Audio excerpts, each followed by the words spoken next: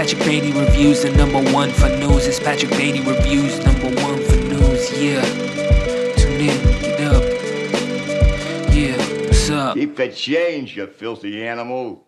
Ford v Ferrari is directed by James Mangold and is about the famous car designer Carroll Shelby and racer Ken Miles, who battle between corporate red tape and pure racing to challenge Ferrari at the grueling 24-hour Le Mans race. I, not being a car enthusiast, was not very educated on anything this movie had to show me, but I knew James Mangold and his directing is incredible. Some of his films include 310 to Yuma, Walk the Line, Logan, so I was very much looking forward to seeing what Ford v Ferrari had under the hood. Carroll Shelby, who's played by Matt Damon, is petitioned by the Ford Motor Company to design a sports car and lead a team to beat Ferrari at Le Mans, mainly because Shelby was the only American at the time that had successfully done it. The only issue was Ford didn't make sports cars and had no clue who would be able to drive one if they made a sports car. Enter Ken Miles, played by Christian Bale, who's a tough to get along with Englishman who through his hard edges is one of the best drivers who's ever lived. When Miles accidentally bumps heads with a Ford executive played by Josh Lucas, the story evolves from being a straightforward racing film to becoming a study of art versus corporation, decisions by one creator or decisions by committee, and where those two roads meet is where the race at Le Mans begins. This is a terrific film, and coming from a man who's never considered himself to be a card guy, I was really impressed with how well Mangold was able to suck me into the story. That's due to how excellent the performances were by both Damon and Bale. You really believe that their characters, while often having contentious relationships, are really more like brothers. Bale gives one of the best performances in this film of his career, a slightly off-kilter performance that might surprise fans that follow a lot of his work. Both Damon and Bale could be considered for awards in their roles, and it might make sense because of how electric their performances were. The supporting cast all hold their own against Bale and Damon, standouts being Ken Miles' wife and son, I'm gonna butcher her name, played by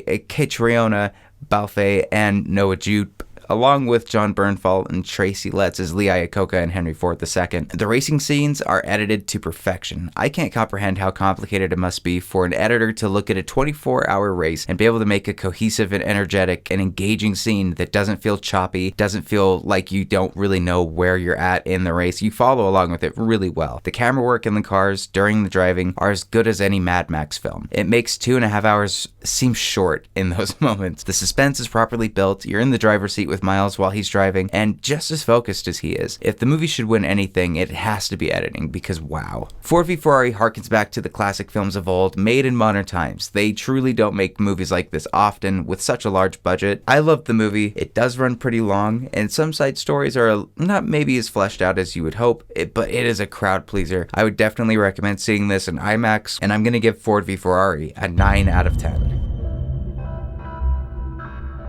So what did you guys think of Ford v Ferrari? What is your favorite racing story? Leave a comment down below. Thank you again as always for watching, and I will see you at the next review.